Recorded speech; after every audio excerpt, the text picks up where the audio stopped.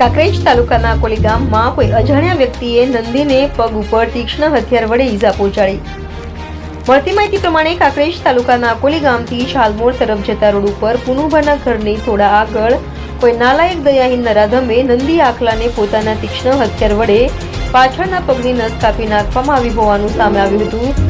જેમાં સૌથી અગત્યની બાબત વિશે વાત કરીએ તો અકોલી ગૌસેવકો દ્વારા તાત્કાલિક અસરથી ઘટના સ્થળે પહોંચી ગયા હતા અને ત્યાં નંદીને સારવાર અર્થે પાટણના અનાવાડાથી એમ્બ્યુલન્સ બોલાવવામાં આવી હતી અને નંદીને અનાવાડા ગૌશાળામાં લઈ જવામાં આવ્યો હતો.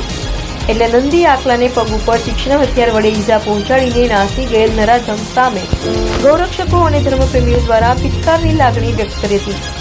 ત્યારે હવે આવા બોલ જીવોને મારી નાખવા માટે પ્રયાસો કરતા અસામાજિક નરાધમ તત્વો સામે કડક પગલાં લેવામાં આવે તે જરૂરી છે. અન્યથા ગામની અંદર આવા ઘણા બધા બોલ જીવોને જોખમે પણ વધી શકે છે. ત્યારે હવે અકોલી ગૌસેવકો મોહનભા વાઘેલા, જીવભા વાઘેલા, હીરભા, રમેશભા, જીતેન્દ્રસિંહ, સદુભા, વિક્રમસિંહ ગૌસેવકો દ્વારા ભારે જહેમત ઉઠાવીને નંદી આખલાને સારવાર અર્થે ખસેડવામાં આવ્યો હતો.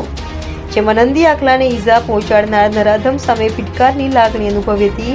ત્યારે હવે અકોલી સહિત અન્ય ગામોમાં પણ આવા અબોલ પ્રાણીઓ પર થતા અત્યાચાર સામે શિહોરી પોલીસ દ્વારા સઘન તપાસ કરીને કડક કાર્યવાહી કરવામાં આવે તે જરૂરી છે. 2 દિવસ પહેલા કાંકરેજ તાલુકાના સમણવા ગામમાં એક નંદી આખલાને પગ ઉપર તીક્ષ્ણ હથિયાર વડે ઈજા પહોંચાડી હતી. ત્યારે હવે બીજો કિસ્સો પ્રકાશમાં આવ્યો છે.